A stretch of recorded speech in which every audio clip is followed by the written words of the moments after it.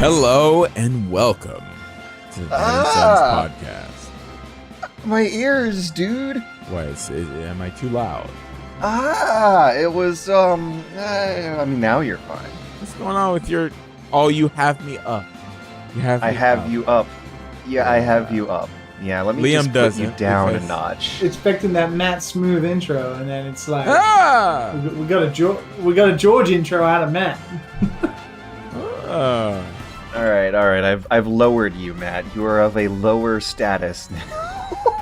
It's all that Hunt Showdown that we played.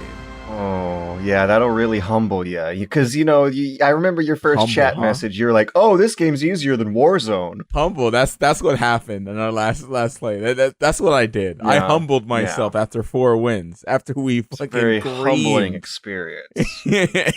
Liam's left out. Liam's not going to know the magic this week. I've watched you play enough that I kind of understand what I'd be getting into. Let me tell Liam what happened, okay? Liam saw me post in the chat, this is easy. This is easier than Warzone. We just win. Blah, blah, blah, blah, blah. I was just talking shit in the chat. I was like, whatever. And then I played with George the first day after.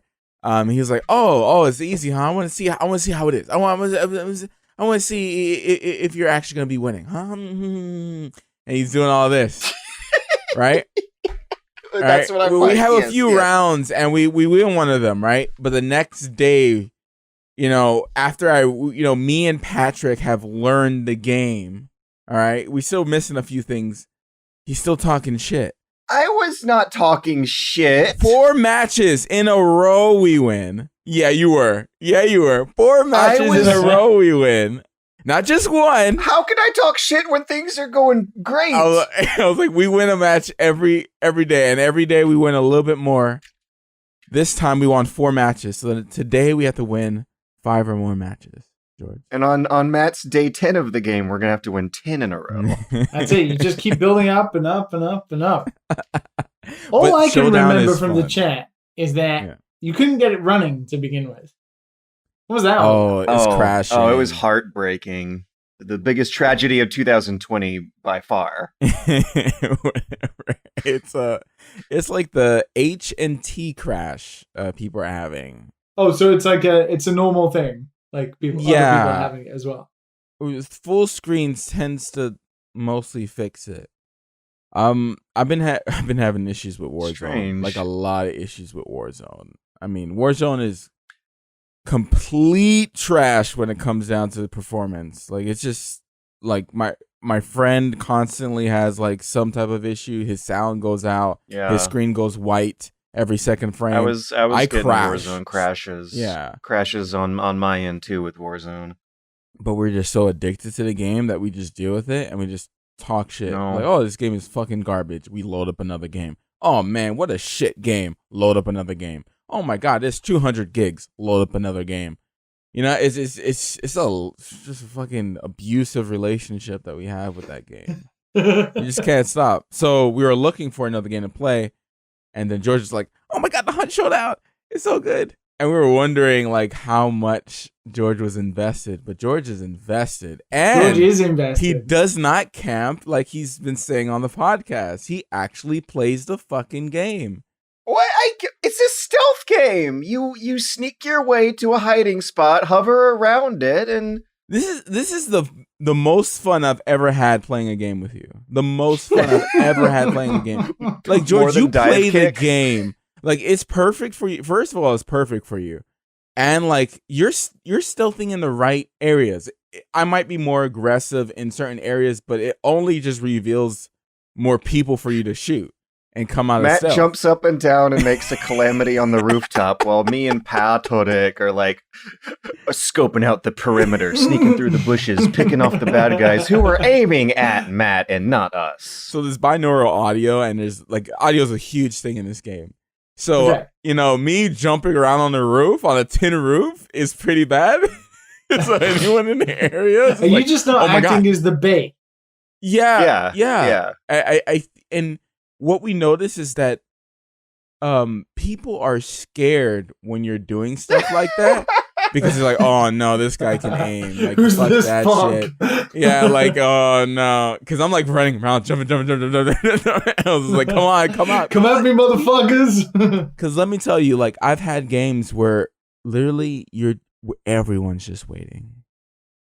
It's a one-shot, one-kill game, and so they're afraid if it sounds like you know what you're doing.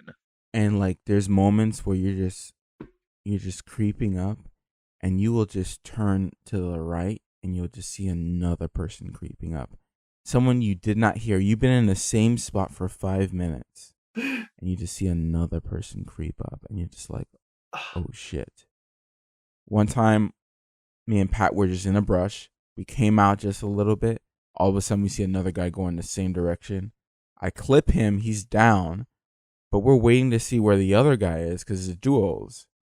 And I was like, okay. We waited out just a little bit just to see if the other guy would come and get him. I go over the fence. The guy's been waiting behind the fence for 5 minutes. Didn't move a fucking muscle. George for Tactics. 5 minutes. Yes, George Tactics. I got him, but holy shit, it scared the fucking... Like, I've never been so tense in my life. Those are the type of moments like the hunt, you just don't get that in other games like this. I guess it's BR is battle royale, but it's very, very. It's such a mix. Different. It's an interesting mix of all sorts of fun trends lately. Yeah, I don't know. I would definitely be like jumping on the roof and shit. I don't have the patience to be waiting around a fence for 5 minutes. It's not as bad as like playing Fortnite and just walking in some big field for like 20 minutes, and all of a sudden you get sniped from like across the map from like some MLG kid that's 12 years old. That could happen, but if you move with stealth and move tactically, it's not less likely to happen. Yeah. If you sprint across the map, it's likely you'll get popped from the bushes, but if you creep through the bushes, then you'll probably hear them before they see you. Yeah, I'm surprised how often it doesn't happen with my playstyle. Because there's some playstyles where I'm just like, all right, aggressive. Oh, when I was a noob, it happened a lot with my George Tactics. Yeah. Like, I used to play very, very defensively, and if more than one person knows where your hiding spot is and they decide to push you at close range, you're kind of sort of screwed, because it takes so long to fire up a second shot after your first one with these old slow cowboy weapons. Yeah. That's the thing. I prefer it. We were talking yesterday. It reminds me of a World at War Call of Duty when I used to use the M1 Grand a lot, and you always see me use the Winfield, the silenced Winfield. It just feels right.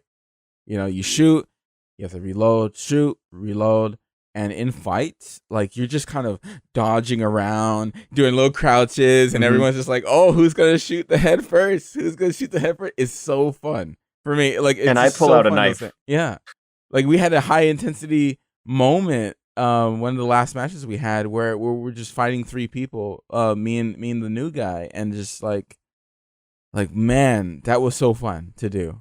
Like you two were circling around a hay bale, like firing off this old rusty revolver at each other around a hay bale. It's all aim. I'm old. I got boomer eyes and boomer reflexes. I can't do the Twitch gaming all the time. Like Warzone, like, I can probably cop out, squeeze out a win every once in a while, but I can't do it all the time because the boomer reflexes of some of these young kids. I just cramp up, man. I just cramp up. But this game requires you to be slow and rewards you for the aim that you have. And if you have that already from when you played games when you're younger, all you old guys and girls out there can, squeeze out a few wins like we've been doing. 4 in a row. It's fun. So did I do a better job this time than with Ancestors? Did I recommend a good one? Yeah. Okay, Ancestors. But that's my fault. I knew what I was getting into. This one, $40. $40 fucking dollars for this one. Ooh. For it, I think it's so steep for what fine. it is. It is so steep. I have absolutely what am I at now? I don't know, like I've probably played 60 hours of that game in the past 2 weeks. It stuck with me. It's a blast. I think there's enough content there and definitely enough polish there for $40. Yeah. With a name like Hunt Warzone, like I was expecting cheapness. I was expecting something like The Culling. Hunt Warzone. Hunt Warzone, Hunt Showdown. You see, like it sounds so generic. Like that is not a good name to represent. Hunt Warzone sounds even more generic. It could have been called something like Sneaky Billy and the Swampy Hillbillies, or I like the Hunt better. What the fuck is wrong with me? Just the Hunt. Yeah, the fact that it's Hunt : Showdown makes it sound like Hunt is a series. Yeah. But Hunt is a common verb. Yeah. Yeah, the game has quality to it. It looks like a Crysis Engine premium experience. The dynamic lighting to it is beautiful. There's incredibly good art work that got put into everything from the menus to the weapon designs to the characters. The environments are gorgeous. I think it looks... I am not offended by the $40 price tag after having prestige twice and unlocked a few legendary items and squeezed tens upon tens of wins over the weeks. But without using the cash up. Yeah. So just to tell people, if they... I've never even touched the cash shop. You know, they like, ooh, the Hunt Showdown. And then they spend $40 and they realize, oh, there's a cash shop. George says you don't have to touch it. I haven't looked at it at all. Because, I mean, I'm like low level, and I've been creaming guys with George, who's prestige twice. So I'm not offended by the extra monetization stuff. It's very useless game features and cosmetics that they're selling for the premium currency. The guns do look good, though. Oof. I do not feel like I've missed out. Guns do look fucking good. Ooh boy. You can you'll get them when you prestige and stuff. They trickle in slowly. You don't have to buy them with real money. Are you saving them? Are you saving them So when you prestige, you get one legendary item, and it happened to I got it for a shotgun that I never rarely use. Also, I'm not the kind of person who cares about that stuff anyway. I'm not a fucking zoomer. Wow, the shade.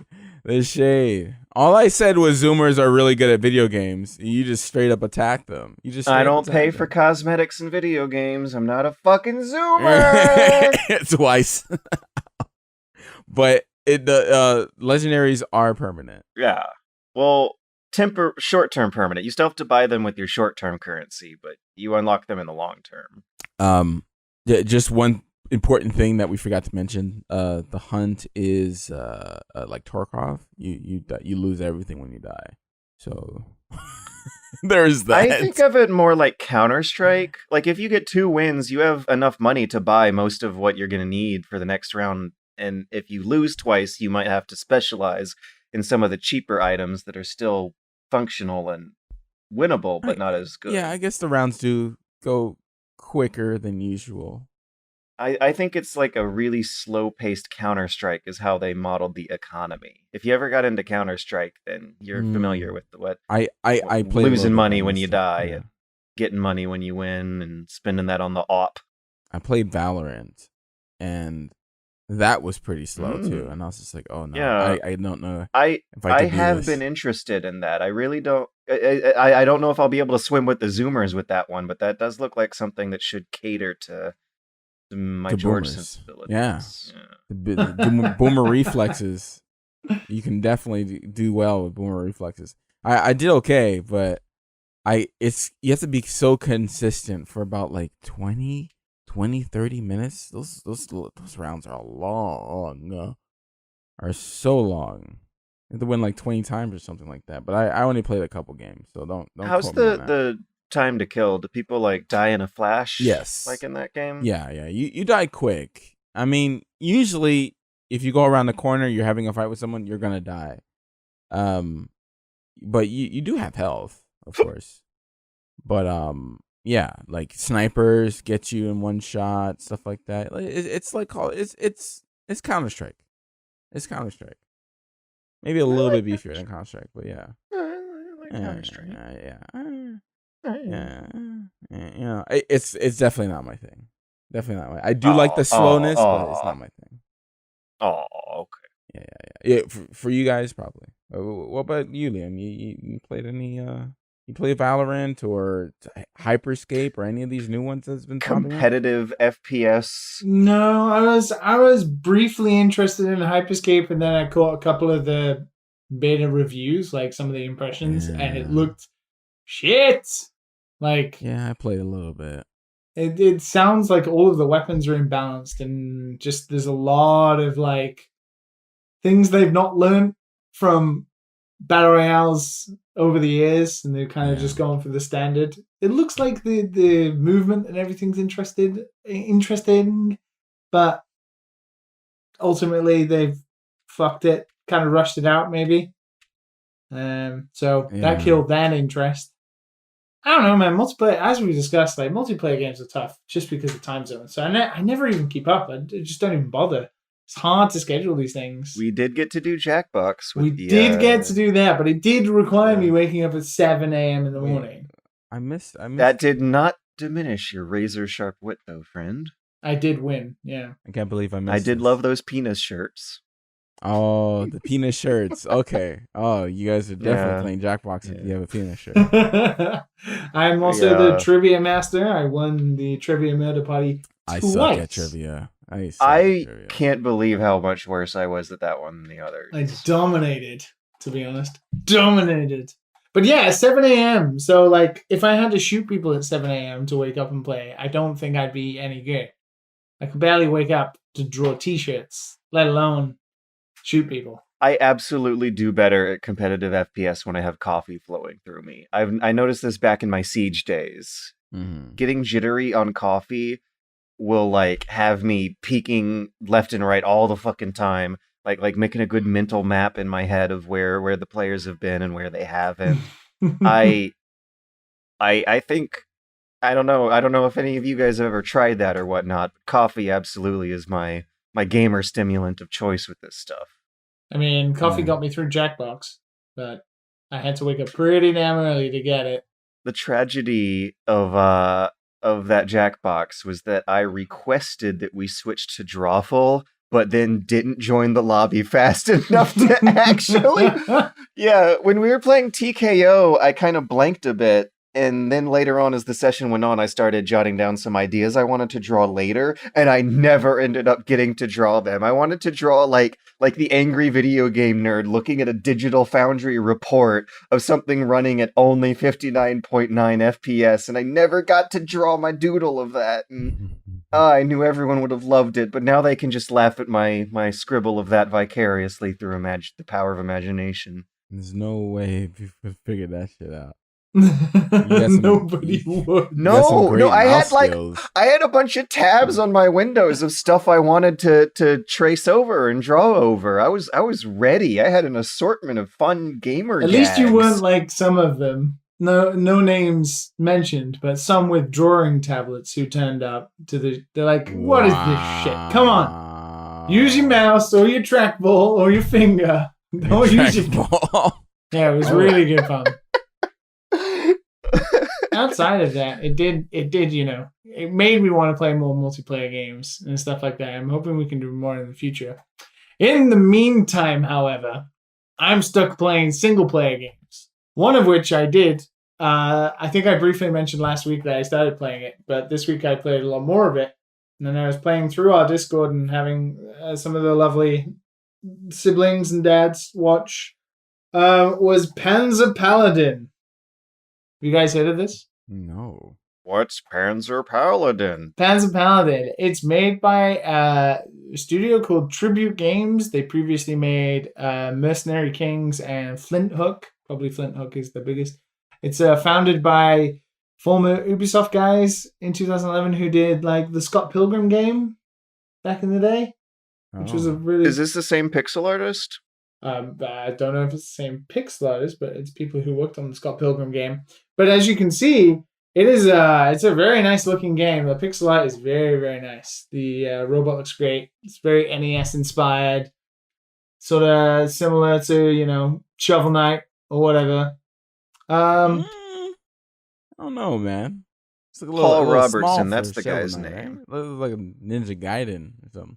Yeah, I don't know if it looks and like Paul Robertson. You're like spot on Pixel that art. because it tries to follow in that vein, not in terms of its difficulty, but in how it punishes the player when they die and stuff like that.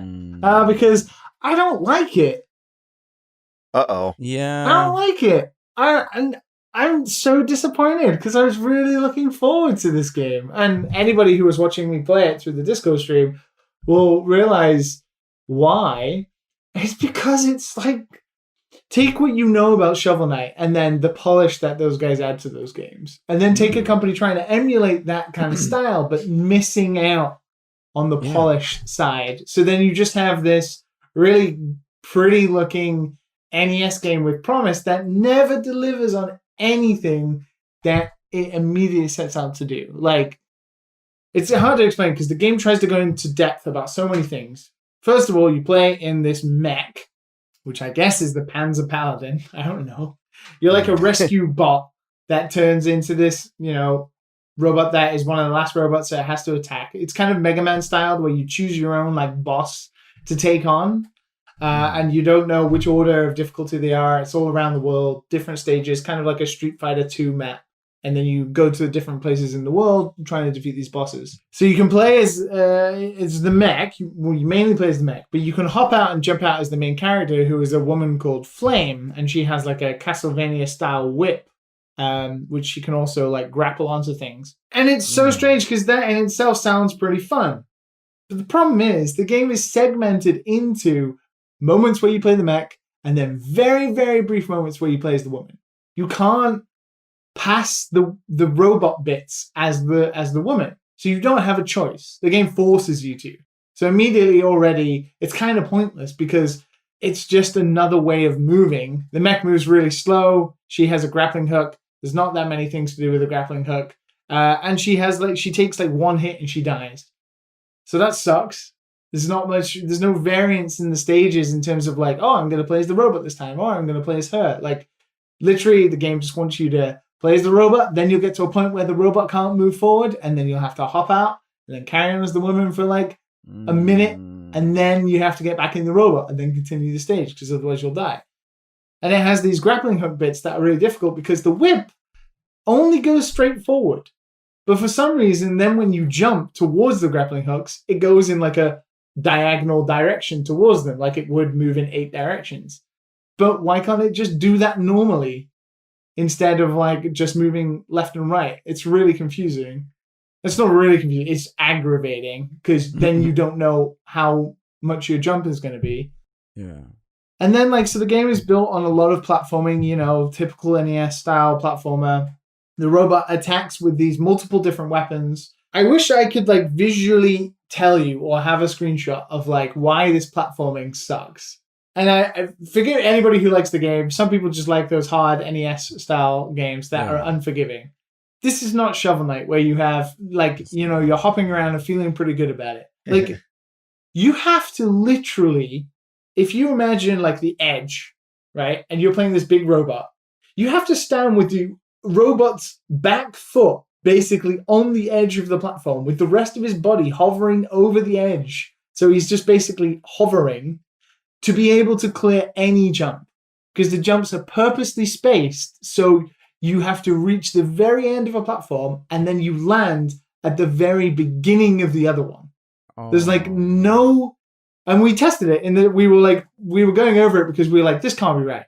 But it's literally only one jump arc. There's no pressure difference when you press the button. No. So when you jump at the edge, you only barely just make it on the other platform. So it's meant to be hard, air quotes, hard, but it's not. It's just stupid because the character's hanging off the edge. You don't know if you're on the platform or you're not. It's so ridiculous how frustrating it can be. Considering, I want to draw you guys an example just to show you, it's like this. I'm watching it. Yeah. This is the edge, and the robots are hanging off the edge. Oh my God. Like this. For those who would like it described, Liam just held up a post-it paper that had an image of pants with a little L-shaped angle underneath it to demonstrate to us what it's like dangling your pants off the ledge in this game. Yeah, and so you have to do that. So, you get used to it, but it's annoying because if you fall down a ledge, you immediately die. And the checkpoints in this game are very few and far between. And at some points, they are just honestly fucking stupid. Like, oh, you fell near the boss. Cool. All the way back to literally where the start of the game is because we only put one checkpoint in this whole stage. Haha, look how hard it is. No, it's not. It's fucking stupid. It's punishing for no reason. If you're jumping and the way your platforming works means that it's always a risk and no reward, and then you punish people who fall down platforms all the way back to the start of the level. That's not fun. It's not cool. It's so frustrating. I was really having an annoying time with it. It wasn't not. It's not that it's not good. It's just not fun. It doesn't feel good to miss things because the robot was not halfway hanging off the edge. My pants weren't falling off the edge. So that is frustrating. And also, so it tries to have this unique weapon system where there's multiple different types of weapons. You can have katanas, which are swords. You can have broadswords and bats and axes, and they all have different types. And they all break because they've all got durability that doesn't last very long either. And when it runs out, what you can do is you can break the weapon and then you'll get a power-up, whether it's a heal or your attack goes up or you can cause a spell. So when your weapons are about to break, instead of it just breaking, you can break it on purpose and then you gain a power from it. So it's completely random, what weapon will have what spell. So sometimes you're I really need a heal, and you'll search through all the weapons you've got and you won't have a heal. You're oh, well, that sucks. And then all of the other stuff doesn't really do anything. So you have all these weapons, and it's there's no animation difference for any of them. They all feel the same. They all seem to do the same power. The durability is different, and they have different stats, but all of them tend to kill basic enemies in one hit, unless they're small. And if you throw them, you immediately lose them. It's so annoying because then you'll beat a boss and the game will make a big cutscene about you gaining the power of the boss via a weapon, and you'll get a weapon from the boss. But even that special weapon, as soon as you go into the next stage and use it, will break and you will never get it again. As far as I know, you'll never get it again. The weapon's broken. And it's why make a big hoo-ha for a weapon that I'm literally going to use for a minute and it's going to break while I'm fighting normal enemies. Yes, it will kill them immediately, but it will break me as soon as I've started half of the stage. It's so annoying. Yeah. I played 10 of I can't remember how many stages there are, but I played 10 of them maybe. Some of them are just stupid. They're not hard. It's it's difficult to explain that it's not hard. The enemies die in one hit. If you time the platforms, you'll be fine. It's just that it doesn't feel good. There's no polish to it. There's no forgiveness in terms of landing. Hey, Liam. If you say get good, I swear to fucking God, I'll punch you in the face. It's just as bad. Are you ready? Yes. How do you feel about the term artificial difficulty? Yeah, that's exactly what this is. It's absolutely 100% this. Why do weapons have shit durability? If I want to break them, I'll break them. You have a unique system where if I risk getting the spell, I gain the reward, but at the same time, I lose the weapon I'm using. That's cool because it's my choice. But if you're just going to break my weapons anyway, and then I don't have any weapons when I fight the boss, or I have to fight enemies just by punching them, that's not cool. Let me choose. And then also the checkpoints. To even take a checkpoint, this is as artificial difficult as you get. You have to sacrifice a weapon and put it in the checkpoint. So if you've got only one weapon, there's always a checkpoint before the boss. And if you've only got one weapon, you have to put it in the checkpoint and then go and fight the boss with no weapon. Or you fight the boss, don't put the weapon in the checkpoint, and if you die to the boss, and remember, they're like NES bosses, they're not difficult, but they are cheap. So you might die the first time you fight them just to learn their patterns. Learn the pattern. You will not go back to that checkpoint. You will have to go back to the previous checkpoint, and there's usually only 2 per stage, which might be like near the start of the fucking stage. And you're like, at this point, I'm just not going to play anymore. I'm just going to stop. This is not fun. Fuck this. It's so frustrating. Not only are they underutilizing the fact that you've got this cool duality of being a mech, a really strong mech, and then, kind of a glass cannon character that's more mobile. Your platforming sucks. Your weapon system could be better. And your checkpoint system is punishingly stupid. I'm so disappointed, guys. I'm sorry. I really wanted to like this game. It looks so good. The mech looks great. The art is amazing. The music is meh, which is also disappointing because you think it'd have like a bopping NES soundtrack to it. It doesn't. It's very flat. But, yeah. Just go play Shovel Knight or something similar. Because not this. I don't know. I stay away from games like this, man. I don't know. When I look at this and hear what you say, it makes me want to get into Curse of the Moon.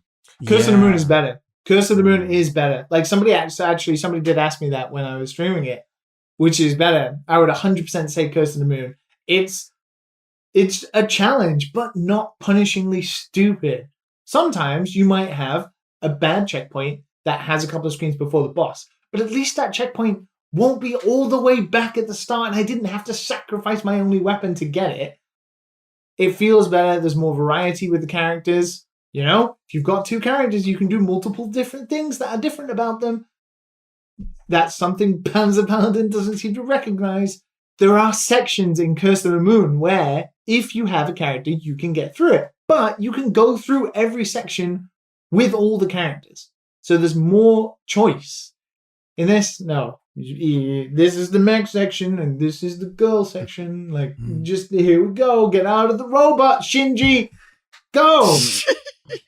Get out of it. Yeah, just get out, Shinji. Do the part without the robot, and then get in the robot, Shinji, and try again. So disappointing.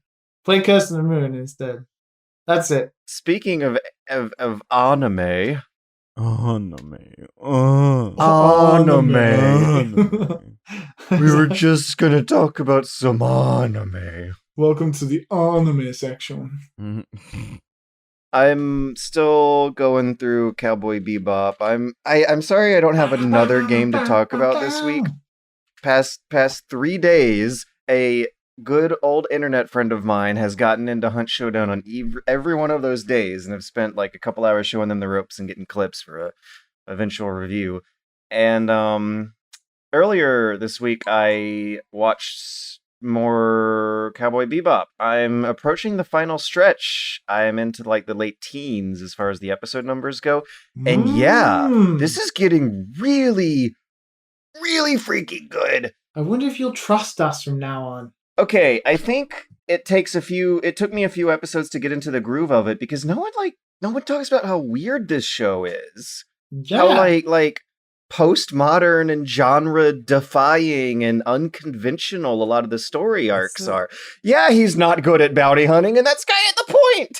Like it's funny. He's Spike. He's a loser, to be honest. He's just an adorable loser. My favorite episode so far is the one where they're all just like accidentally getting high on shrooms while Ed goes off and catches the bad guys instead.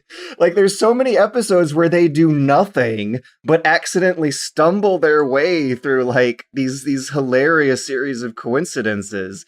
Yeah, that mushroom episode, and then the one where they have to find a VHS tape at the old Earth antique stores, and then oops, they got the format wrong. Like there's this humor and humanity to it, and a willingness to not stick to conventions that does remind me a lot of Neon Genesis Evangelion. Maybe a little bit less weird than Neon Genesis Evangelion, but more stylish. Like it's more into being freeform, freestyle space jazz. They feel like it feels like a fully realized version of what what would be like a demo reel animation, like a really fun exploration of an incredibly stylish world. The one thing's that's not getting me though, I do like the comedy relief episodes better than the we're finding out your character's tragic backstory episodes. Like when Cowboy Bebop tries to be funny, I'm having the time of my life. When Cowboy Bebop tries to be dramatic, it's a little more hit or miss with me. No, because the soundtrack carries that shit so hard. Soundtrack. Which also just arrived on Spotify, by the way, this week. Took him a while. That's funny that I'm getting into it the week the soundtrack came out. I wonder if some sort of marketing wizardry was happening there with that timing. Specifically for you, yes, George. No. Like it's 2020. Every fucking thing you see on social media is like got some kind of advertisement skewed into it at some point. You scroll down Twitter and you see promotional tweets. Maybe I saw a Crunchyroll that mentioned it around the same time someone on Discord might have told me to try to get into it. Around the same time they might have been bumping some sort of money into some marketing campaign. I don't know. I don't believe that I'm making my own choices when it comes to a lot of marketing commercial stuff that I know I'm falling for. You want to talk about the dub and the subs and the scripts and the localization? No, because I've only watched a few episodes of the dub when on Toonami back in the day, and then when I became a real human being, I watched the subs. Of course. You're killing me, Liam. No, you're killing me. No, okay, I swear on the upcoming November election that a couple weeks ago you were telling me to switch from the subs to the dubs because I Steve Bloom's voice acting is so good. I think the dub is pretty good. No, that was more me. That was Matt, yeah. Than Liam. Yeah, it was Matt. Liam was like, subs all the way. The fucking subs are the fucking way to go. And I was just like, dude, the dub is like so fucking good. Steve Bloom is good. I will admit. I around 4 episodes in, I listened to them both and didn't ultimately decided on the dub. And it wasn't because of the voice acting so much as the translation and the localization. Yeah, a line that was subtitled as "I've liked jazz since the day I was born" turned into "I've loved jazz since the doctor slapped my baby's bottom."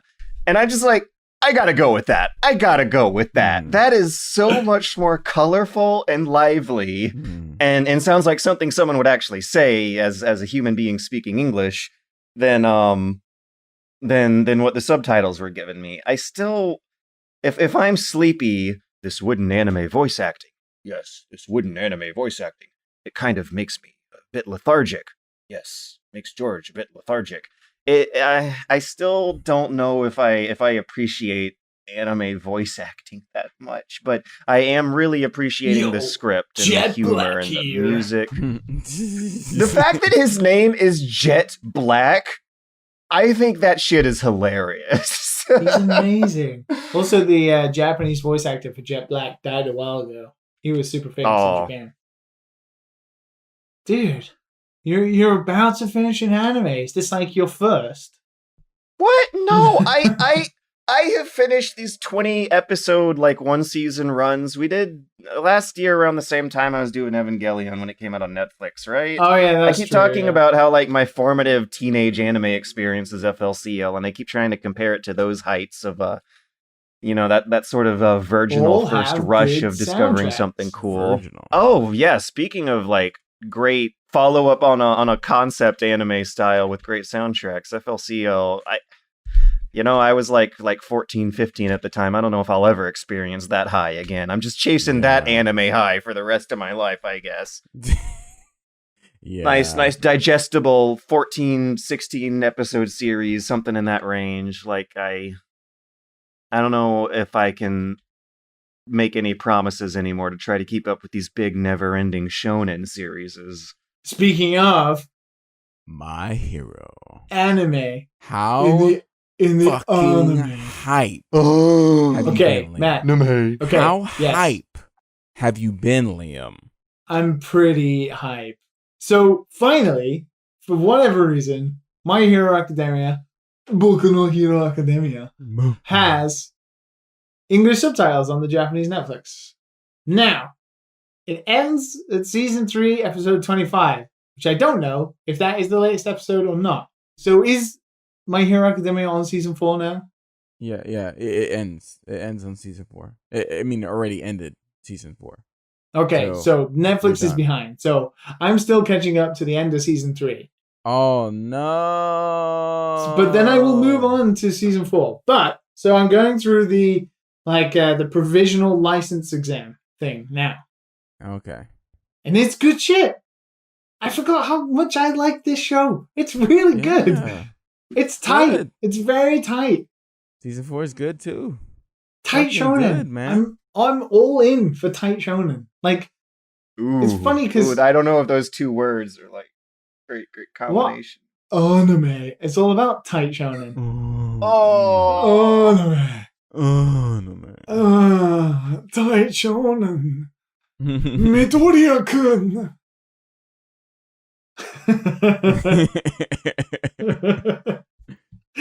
So it's good. I don't know. I can't say much else apart from I'm watching it again, Matt. I'll be there soon. I will admit, having watched Becky, which I thought was pretty fast, and Kengan Asura, which is fast, My Hero Academia is faster than Becky for sure. Pretty fast. It is pretty fast. God, and it gets moving. Like 2 or 3 episodes max for like a fighting conclusion, like beginning fight Flashbacks. conclusion. Yep, flashbacks Oh my included. God, this is why I'm having trouble. It's so good. I started again by watching the end of the season 3 mid or whatever it was with All Might versus All for One. Fuck, even just watching that episode again. That's so good. Like, so good. And I really enjoy it. It's been like my anime power hour before I go to bed. And almost caught up to the end of season 3, and then I'll move straight on to season 4 somehow. I want to be in a room while they're like doing lines. Oh. Are we going to have an anime night on Discord? Anime. Anime. Yeah. Anime. So Matt wants to be around them when they're doing lines. Gotcha. I heard that much. Oh. You're dazed out, George? Dazed out over there? No, I'm just listening to you wanting to do lines with the anime in the same room as them. You know what's next for you? Hunter. George, that's what's next for you. No, you're only saying that because I love Hunt Showdown so much. Yeah, so this is the anime that you're gonna finish. You're gonna be like, oh my God, why doesn't he fucking write a fucking chapter? And Joff said I might like Hunter x Hunter. I've tried to get. You met him. That's what you're about to tell. No, you met him, and you know why, but you can't up. tell because No. I downloaded Liam the Shonen Jump agreement. app for my phone, and I signed up to the $2 subscription a month so I could catch up to One Piece and read on my iPad. And it's really good. Like clean scans. It's legal, I think. I don't know. I mean, it's Shonen Jump, so it must be. I'm catching up to One Piece, but there's a shit ton of manga in there that I've never read. So I'm going to dive right into all of that neck deep as soon as I caught up to One Piece, which I'm very nearly caught up to. Fuck me, One Piece is as good as 2. It is good too. Speaking of lines. Yeah.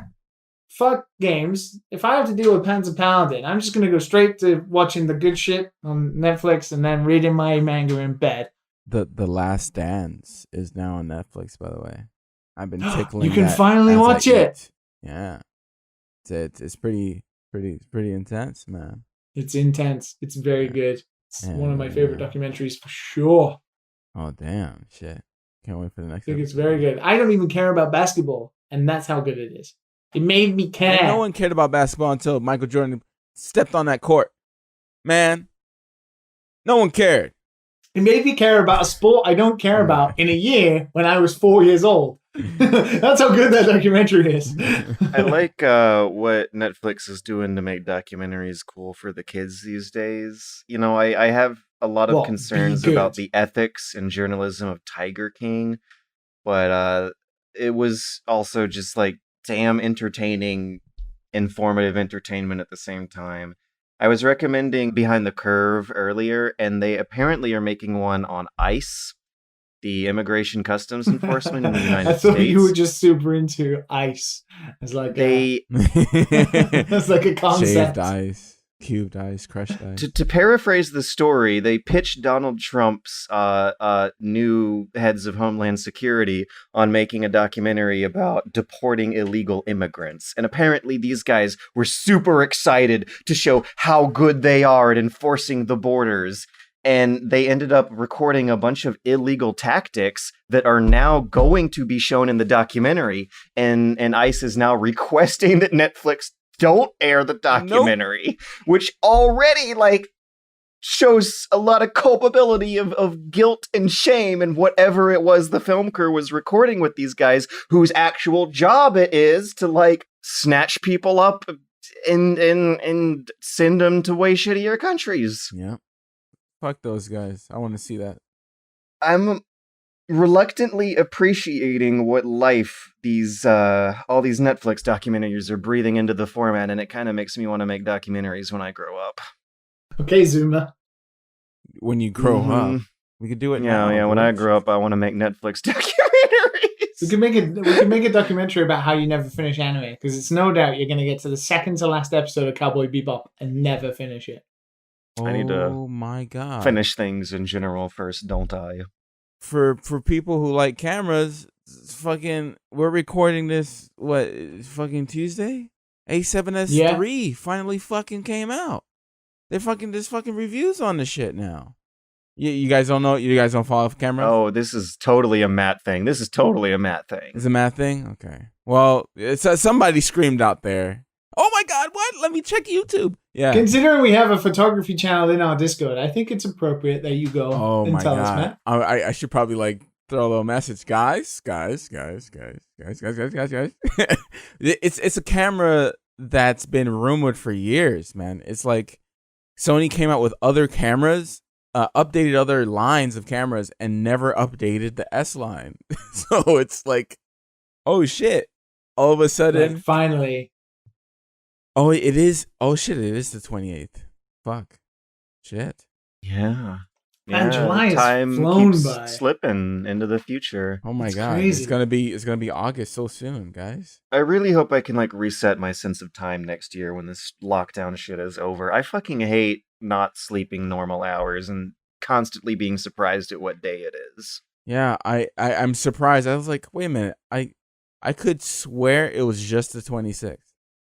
I mean, it was technically. No, I mean, it's Well, the 29th yeah, technically, for me but now. it's just wow. I'm losing it, guys. I'm losing touch. I'm just waking up, working, and just hanging out or playing a game and just going to sleep and then repeating the same thing over and over again. Weekends are not weekends anymore. Live, game, repeat. It's been a year since I've been on a single date.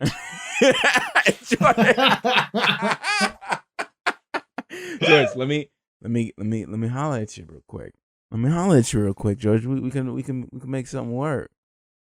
Let me holler at you. I just took pictures for my friend for his Tinder. I'm telling you, man. Oh yeah, you can get that hot new camera. Yeah, you could buy the camera as an excuse to take photos of George, and we can set up George's Tinder account. Dude, I was I used, well, I didn't have the camera yet, so I was using the iPhone. I was using the iPhones are pretty good. But yeah, they are. This is the 11. They really are. Yeah, the little small ones. George is even better than new iPads. I can't believe how good the camera is on that thing. It's insane. Yeah, video on that's pretty good too. If you're taking video of your kids and shit, Very, it comes out very really good. well. Yeah, I've seen people use it. Where all are the my time. children? Yeah. Oh, gonna squeeze out little children, little mixed babies over there. Liam. No, we don't. Little mixed babibies over there, Liam. Calm down, Matt. We're not having children yet. No, we don't. Our mixed children. Oh, let me say it louder so she can hear.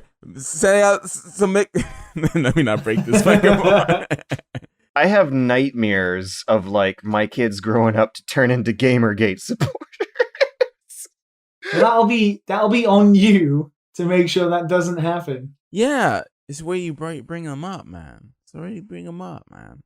I just don't gotta- know.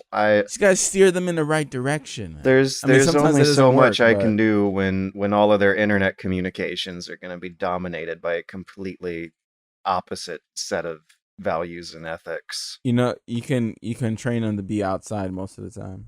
Train them like a dog treats. Yeah, Treats, give him George. treats. Give him treats. Take him for a walk. That's exactly how to do Teach it. him tricks. Do not take any advice from me. I've grown up with my mom being a director of preschools, so I've seen it. I've seen the shitty parents and stuff. So What you can do is you send up like a terrible post about somebody that's a complete lie on 4chan, and then put their hand on the mouse. And if they don't click it, if they don't click post, they get a treat. Give him a treat. There you go. good That's job, Jimmy. That's how we fix the internet. Timmy, Sean. What you gonna name me, kid? George. Chad. Oh no! Oh, Don't Jesus. fucking name him Chad. Oh no. Chad No, George. Weedman. George. They'll be named George. Chad Weedman. Oh, that works. Why Chad does it work? Weedman. Chad Weedman. Oh my god, that guy will definitely kill somebody. Thanks for ruining my future, guys. I'm gonna be lying on my deathbed alone, thinking back on this conversation and being like, boy, oh boy, this shit could have gone even worse. Fucking documentary. It's gonna be like the next Tiger King documentary. I'm Chad gonna be sitting on my Weedman. deathbed alone, having not made a Oh. Netflix documentary, wondering whether or not Chad Weedman would have made my life better. Yeah. Kids tend to make your life better most of the time. That's mostly what parents say. Mostly, Yeah. not all of them. Liars. Mostly, though. Such a gamble. Oh, I love my kid. Oh, but you see a lot of maturity come in when people have a kid, man. Like something changes in them, clicks. Yeah, but having grown up from being a kid, I realized that you don't see a lot of maturity in most people until like 20s to mid 20s, and I don't know if I'm willing to wait that long with someone who lives in my house. You just need to meet that right someone, George. Just that right someone. You know that feels good. You want Who them will make sure they don't around. raise a Gamergator. You want that. I'm really interested in George dating. I need to see more of that, George. I want to see I think you should more of go. that. I'm gonna move back to Georgia. Okay. Shave, so I can shave move the top every, off. every day. Shave the top off, and then just grow the beard. Oh yeah. You could do the mat or whatever was Yeah, basic, the basic mat, bald yeah. guy. Basic bald guy routine. Yeah. I'm gonna go and call it the daddy. I think The daddy. the daddy. Come on, George. Come Or on, in man. George's case, Mm. the anime daddy. Shave that head. I love drinking agua fresca and watching anime. Fuji. Fuji water. From Mount Fuji. Oh, Reading manga and watching anime and eating my mangoes. kid's name is gonna be Chad. Chad. Weedman. Chad. Chad Weedman. We're on like low sleep, all of us. We're on Quality low content, as always. Yeah. Oh man, it's been a while since we had a good train wreck. The holidays are here, and Santa's not the only one bringing you gifts.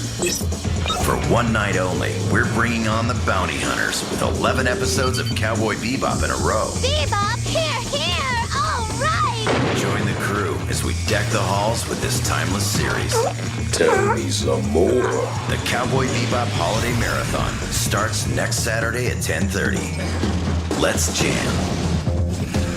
News is so fun this week, guys. Yeah, we we'll got a see real about fun that. news week. So some I don't know if they're a hacker or an insider is someone is leaking Super Nintendo and N64 era source material. I don't even. Would you call this source code? Because a lot of it is like documentation and not necessarily code. What's the terminology, Liam? It's source code. Yeah. Okay. Well, we'll call it source code It is source code. Because it is source code. This is. I mean, it's a lot of things. Mm. Source code is predominantly a big part of it. There's a lot of other stuff. Art. So we're recording on Tuesday. These leaks are still ongoing. They began on Friday. The first bits of unauthorized Nintendo making of documentation, some old pixel arts, and map viewers started showing up on 4chan. They're calling it the Giga Leak. And a lot of really weird making of materials are being revealed that a lot of it is like delightful. There's a sense of humor behind it, some fascinating looks at game development. The Yoshi. Definitely a conversation, to be had about privacy and property rights. But the fan reception of this stuff. Oh, and also what it's going to do, the emulator scene. Because the highly technical documentation in here apparently is something that might make emulators a lot more accurate than they were before for these consoles. But the fan interactions of this stuff is like mostly fairly positive. People are making cute fan arts of these weird, janky beta Yoshis. Yo, the beta Yoshi is awful though. Holy shit. I wanted to ask you guys how you feel about these beta Yoshis, because I'm seeing some artists who do seem to have more generous interpretations of the sprites than what I was thinking. Yeah. Yeah. They go a little crazy with these. I'll post some links in our Discord so you and I can look at them together. People who are listening can follow the Ars Technica story in the description to take a look at these various beta Yoshis. But there's a I think it's a little creepy looking Skinny Yoshi. I think Skinny Yoshi is a little bit unsettling to me. I really like Bubbly Yoshi. Grandpa Yoshi is the best. Grandpa Yoshi does kind of creep me out a little bit. Yeah. All right, so I just posted a screenshot of 4 of them in our Discord. In the upper right, we have my favorite, Bubbly Yoshi. In the lower right's the fan favorite, Skinny Yoshi. But I don't know, something about his snout. He looks too much like a dinosaur and not enough like a plushy fun friend. He looks like a shit crocodile. Yeah. Yeah.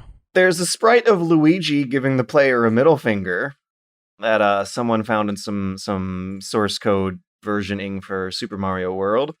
There is a 3D model and skin of Luigi that they found from a scrapped 2-player version of Super Mario 64. There is an incredibly friendly for 2020 looking like black girl with fuzzy afro hair who was apparently might have been a placeholder art for the Star Fox crew. Mhm. And I don't know if this is Star Fox 1 or 2, but apparently at some point in the art production process, they were drawing her in place for one of the animal That's pilots. insane to think that there might have been a black girl years ago in Star Yeah, Fox. and that's also like evidence that this shit was always around and just not getting passed by Approved, the yeah. marketing and commercialization process of this stuff. Which, I mean, no shit. An interesting early 3D model of Link that it looks like they're experimenting with the Super FX chip where he is totally triangle. He looks like a Star Fox villain in this screenshot. Yeah, a lot of this stuff makes me remember what it was like in 1999 reading up on beta Ocarina of Time. Some of these users have been able to fly around some maps of early Ocarina of Time beta rooms that were shown only in weird, obscure French VHS tapes before. Mhm. Oh, and there's also uncompressed audio files for Oh my god, yeah. for lines from Star Fox. You can hear Peppy say "do a barrel roll" in like uncompressed FLAC quality. Oh god, I got real excited when one showed up that was supposedly Mario saying "so long, Gay Bowser," and it turned out that was a fan-made restoration / touch-up effort. But I also enjoyed these uncompressed art assets from the Ocarina of Time concept arts. These are renders that I remember seeing in a strategy guide as a kid. In game, they're very pixelated and a lot of stuff got blurred over, but this is like a bigger, better version of stuff that was priorly released in this sort of resolution in print on paper only. What else was there in the pile? A lot of weird, fascinating, quirky stuff that we can't go over now. But as far as the list I made, that's most of them. Wow. But yeah, what do you guys think of Beta Yoshi? Which Yoshi is your favorite? Bubbly Yoshi. Yeah. I like Bubbly Yoshi too. Yeah. Whatever this fucking weird ass Yoshi is fucking Shit crocodile Yoshi. yeah. Sucks. It's weird. Really weird, dude.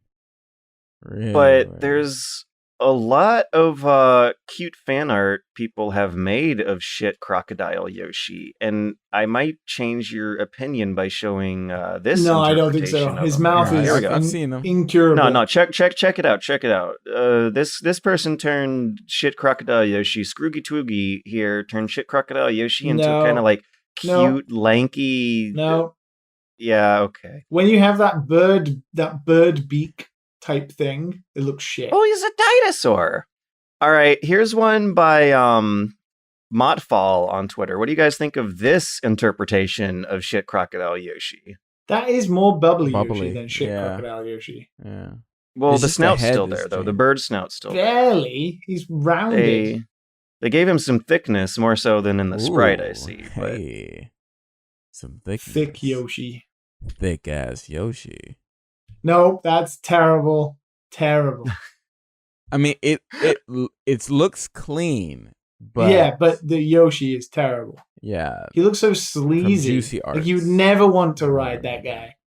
I agree with sleaziness, but I don't know if I'd never want to ride that Yoshi. I feel like that Yoshi would just give you a bumpier ride than the final version of Which Yoshi. will Never. you ride. He wouldn't be able to carry Mario's weight anyway. Oh, I didn't put this on the outline, but one fascinating find. Did you guys know that the original texture image they used to make Metal Mario's texture is a blurred, like black and white version of a picture of flowers? Probably because it looks reflective. So a lot of the Mario levels will have been, grass and bob-omb field and stuff like that. Probably makes sense to use something that reflective looks like the world around it. That's how they did it. Gotta chime in and be bad dad here. Are you gonna play devil's advocate with this stuff? Not playing devil's advocate. I'm playing the legal rights. It's illegal. This is illegal. What happened? Somebody stole all of this. And I know, I get it. All of this, especially because it's from Nintendo, which is like a mysterious Pandora's box. But taking source code and prototype stuff is illegal. It's copyrighted property. That, I get it. It's the same as the emulator talk. I get it. But you're taking IP stuff that's never been used. Like, Nintendo obviously keeps this shit for a reason. Obviously, it seems Nintendo are very good at preservation, just not publicly. And somebody stole this. Nintendo didn't release it. In the UK, this would be a court case. This is illegal. You're not allowed to steal software property. And video games get treated. If this was software, everybody wouldn't bat an eyelid about a company chasing after the people who stole this information. But because it's video games, it's like some sort of cultural significance. Yeah, whatever. It's fucking video games. Yeah. Yeah, 100 years ago, after the Copyright Extension Acts, it wouldn't be illegal. This stuff would be public domain. But it's not. We're like 20 years in. So I know it's not the case. And Nintendo still actively make these games. And who knows? Beta Yoshi could have appeared in the game in the future. Now it's not going to happen, of course. And I get it. It's exciting. It's fun. It doesn't seem tangibly harmful. But what will happen now will ripple through the entire industry.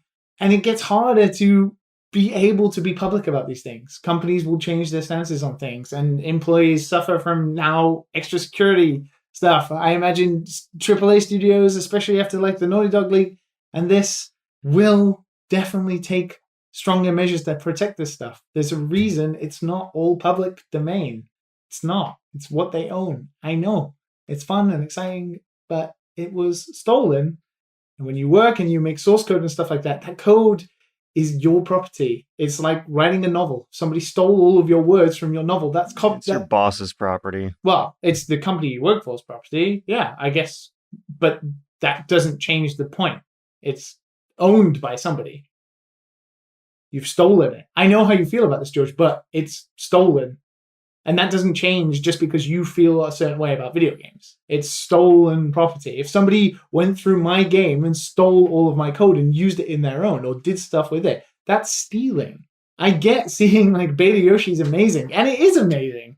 And seeing like all these prototypes of how Nintendo iterate on their process is great. It really is. But you have to be careful about these sort of things. I think because it's Nintendo and it's beloved, it's kind of going to go under the carpet a little bit because everyone's quite fascinated by it. But yeah, it has real value to the fans. They're engaging with it positively. And yeah, exactly. That's true. It does seem to be encouraging brand awareness and getting people engaging with their property and inspiring kids to. Nintendo didn't need that. And most of the people who are getting stuff out of this are Nintendo nerds who make YouTube videos. Yeah. So that's the reality. Oh my god, leaks, guys. Yeah, and that's what's going to be like for the next 2 weeks. Like Game Explain making 10,000 videos about it. I do like their content, but they do that. It's you have to be careful about these things. Honestly, I know, dad lesson, I get it. But stealing source code and stuff like that is illegal. You can't steal source code. It's owned property. And also, disclaimer, what's always legal is not always ethically right either. But this is ethically right. Somebody wrote that. It's like writing a book. Like it's no different. You write a novel, and somebody takes pages out of your novel and slaps and copies them, or somebody takes stuff that you didn't mean to be released. You made a movie, and it had a whole bunch of clips in it that you didn't use. Ooh, you don't want those out. I don't know, man. This shit's 26 years old. It's part of a public brand that every single person on the planet is aware of, that has kind of transcended the authorship of the original creators and become a part of human history as But it hasn't, though, because those people still work at that company. Only out of legal technicalities do they still own this stuff. Like, only out of a century of copyright extension acts of Disney extending the deadline for what it takes for stuff to go in the public domain every time Mickey Mouse goes up for renewal, is this stuff still considered private property owned by Nintendo. But you're only thinking about the art. You're not thinking about literally what makes the game work. What makes Nintendo able to make... It's very hard to explain. Like, why is Nintendo better at doing some things than others? Well, specifically because the way they make games and the way they structure their games is a certain way, right? So if that knowledge is then leaked out and you see the iterative process and you see the things they kind of do, not necessarily is that a good thing. From a video game developer standpoint, I can assure you, a lot of people not particularly happy about this, and even people who are like Mike Mika, who is he's a renowned what do we call them? Conservationist? I don't know. How do you call it? Conserving video game history? It's one of the largest video game collections in the world. Even he is saying out there that this is not the way to go about these things, because Nintendo are going to be less reluctant to give this stuff out now. And it's like the guerrilla warfare way of dealing with things. And in this essence, it's not legal as well, even though it is exciting. I get it. I don't know how to explain. It is exciting for me to see these things too, but it's also got to be considered. What if in a couple years we see Nintendo officially release Yoshi Maker from all the evident value that there is and fans being delighted and that's tickled. Just like you're just putting a positive spin on a bad situation, though. I don't even think it's a bad situation. This is a bad situation for an incredibly small, privileged, wealthy minority of bosses who do not represent the people at large. That's not necessarily true. You don't know that. You don't know that. Sorry, children, it's not all rainbows and sunshine. Beta Yoshi is pretty funny, though. So last week, we were recording our podcast episode while Microsoft was revealing Halo Infinite. What did I say to you, Matt? What does it look like? Okay. And I want to say that when that was going on, I was looking at GIFs of the like 4 seconds of that reveal where he's driving a warthog, then he gets out, then he starts blasting, and from what I saw of the gifts, I was like pretty impressed, right? You know how last week we talked about music and how if you play your favorite game with the music turned off, it completely changes everything. A few days ago, I watched the full uncompressed 4K version on YouTube, and I will say I was not necessarily offended by the graphics, but wow, the sound effects I had in my head were different than the ones they went with. When I was seeing this in GIF form. So yeah, last week Halo Infinite was revealed, and it caused a big... Well, kind of big. It caused some sort of shitstorm among some let's call them eagle-eyed fans regarding the texture quality and whether or not it looks like a next-gen game or not. And I wanted to show you guys this 1,600-word-long Reddit thread of quote-unquote feedback that they have made about everything they saw in this 8-minute demo. That they're some of these fans here, 8.9 thousand upvotes. That doesn't mean 9,000 fans, but a certain chunk of Reddit superfans would like to have 343 implement, quote, improved material quality, fix plastic-looking materials. That there was some discussion over getting rid of the day-night cycle they imposed in this, which I would be really excited to see what sunrises and sunsets look like on a ring-shaped planet. Holy shit. Yeah. Question. I'm sure everyone knows the big word here. The word is flat. Do we think Halo Infinite looks flat? Yes, and there is a very good video by, obviously, of course, Digital Foundry about why exactly that might be the case. And it's got to do with real-time lighting. And when you don't have baked lighting, you have real light sources, and a lot of the demo takes place behind very shadowy areas, and which can make the game look flat. I also think there's probably a little more to it where the art direction is exactly what I said to Matt, what it is. Matt, what is it? It's like a up-res. It's like a 4K Halo. Like they up-resed it or something. Like just Halo in 4K. It's Halo in 4K, man.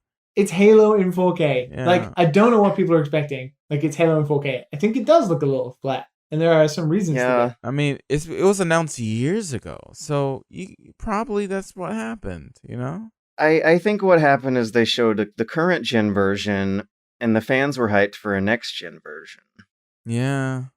Because this is slated for release on both Xbox One and Xbox One X, and it was originally broadcasted on a Twitch stream that compressed out a lot of the little details. But the thing that made me really feel like a boomer is that, yeah, I get it. The trees, what gets me is how blobby the trees look, because the trees in the foliage in Hunt Showdown look so fucking good, and I'm used to that now. What made me feel like a boomer is the Digital Foundry video. And these side-by-side comparisons with Last of Us 2. Last of Us 2, to me, like, it looks like a brown, dreary mess. Like, the emotions evoked, I think, by the art style now, at this point in my life, are mattering more to me than the technology of the graphics. Yeah, because The Last of Us doesn't really have an art direction. It goes for realism, and you're exactly right, George. 100%. If you look at those screenshots, most of the screen is just pure black. The rest of it is this like brown, blurry fade of foliage into old concrete. And that Halo footage, like, it looks clean, it looks crisp. You can tell where the weapons are, where the bullets are, where the enemies are. You're not going to lose track of anything that's gameplay relevant. And I was like kind of impressed by the art style in that regard. I try to be careful to not shit too much because I tend to shit sometimes on some games. You know, out of just like pure, just, you know, me being, just a little bit of an ass sometimes. But like when I saw this and I was like, Liam said it and I was like, oh yeah, you're right. It is a little bit more than just the graphics, I feel. Like the animation going on. Like just like the way it was presented was just so, in my opinion, bad. Like you see the animation of like the brutes falling, like you could skip through to around 7 minutes where they're showing like the evil guy or whoever he is, and it just looks bad. The animations look terrible. Well, not terrible. I mean, old. old. But boy, oh boy, does this look fun to play. I think because you like Halo and you're used to just like old Halo, which I am too. Yeah, But- this looks like I don't everything know. I've enjoyed about Halo with like a little bit more of a plasticky toy veneer, which I get, but in my mind, I feel like Halo's always looked like it's made out of toys. That's something people have said since day one. The Covenant plasma weapons look like Fisher-Price laser tag guns, and Yeah.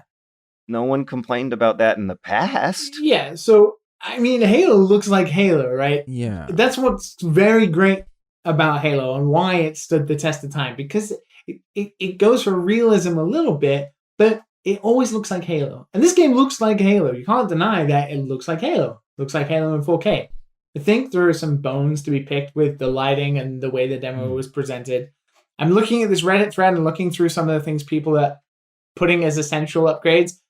It's quite laughable how people think video game development works like this, but that's by the by. Yeah. I think one of the most important things about this was it's a little bit of both. And I think people are focusing on maybe the wrong things because they don't know how to maybe explain why they feel a bit empty by this. Yes. I think there is some lacking in the animations, Yes. and it doesn't feel as expressive as other Halo games. Not that those characters were that expressive, but you know, the way the duck and move of the elites and stuff like that in previous games, and the sort of wobbly arms of the little grunts or whatever. It looks like it has the bounce to it. But when they shoot the enemies, like they don't react. You know? It does feel a little stiff. And I It's think stiff. another thing that adds to that is the audio was the biggest thing that stood out to me. I'm more concerned about the audio. Yeah. It is empty. There's nothing there. Every But time if you I- hit, it's like, there's no music, nothing. If I watch this muted, like I have much more satisfying sound effects in my head than Yeah. what they went with, and I'm It needs to feel heavy. yeah, like I'm Weighty. surprised by how I'm really not caring about graphics so much as the gameplay relevant art Yes. style here. And if that's the thing you get a nice little punch feeling from every time you press a button on the controller, I think they might want to be a little bit more worried about sound. I mean, more on sound than graphics. I do want to say, like, leaving some huge thread is just kind of when people do that, it's kind of assy. It's kinda- People care, right? And Yeah. you as a creator, They're can gonna never, have to change the graphics. You can never like take for granted the fact that you have so many people care, right? It would be worse if they didn't now Yeah, at this yeah. point. The controversy has been The made. They're problem gonna is- have to Game better tweak them. though. Yeah. The problem is like a lot of these things they don't understand the time sinks, and also Yeah. this game's not finished until you see it on day one. Don't write something like this expecting that these things will. The only thing that what happens is this creates like a benchmarker now that people will, depending on how it looks on the day, right? Either two things will happen. One, the game comes out and it looks better and looks great and it matches some of these things because internally they will have been like, well, we need to do these things anyway.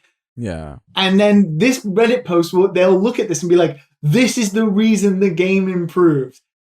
When it's not, It's not. whether it's glanced at or not. And the second is, if they don't do any of these things and then it comes out, then this post will get activated again and the community will get angry that they're like, we told you all of these things. It's right Yeah. here. You don't listen to us. You don't care. It's a bit of a double-edged sword. Yeah. You know, shows people care, but there's a lot of stuff in there. The game comes out in what, 3 months, 4 months? That's not a lot of it's time done. for them. With That the way is it is, no it's the way it time. is. Yeah. This is what you get, guys. The lighting, I think you could probably do some stuff, but you know, it's about art direction. You can't just make art and then Yeah. be like, well, we can do whatever lighting we want. But like seriously though, fuck the graphics. It's the other shit.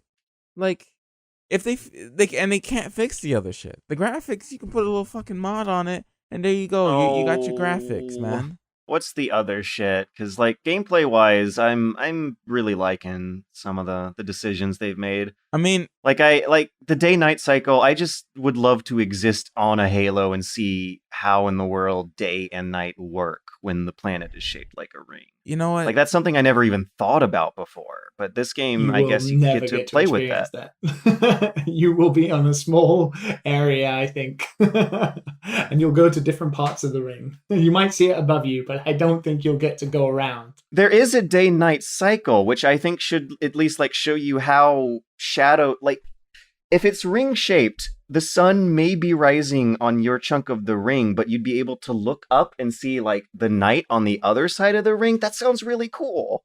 Yeah, like I remember when Vanquish did that, and you had the whole city like curve against you and stuff like that.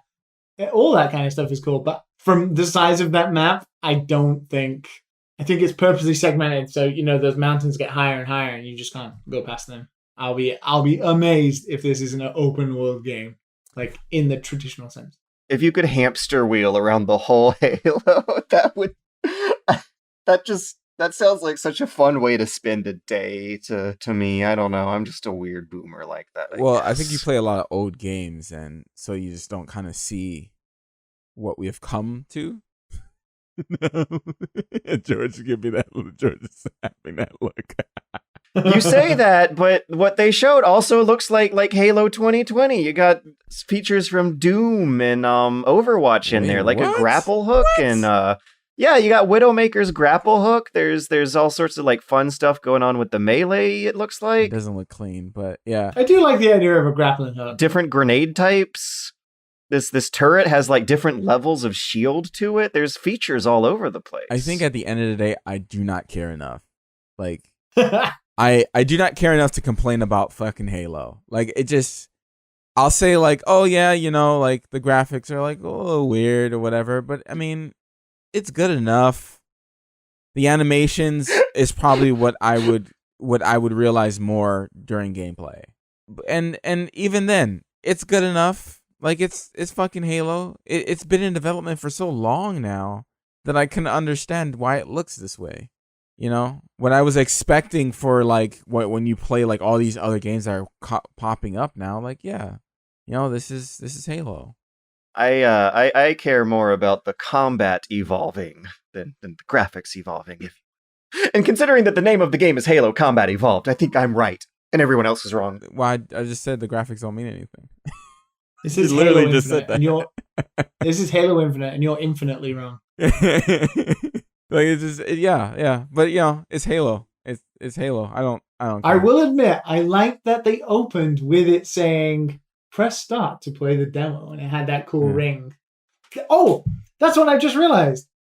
Unless this is some sort of Halo lore I completely am missing, but those rings are probably like teleporters that make you go to other areas, so it bypasses the open world thing. That wouldn't surprise me.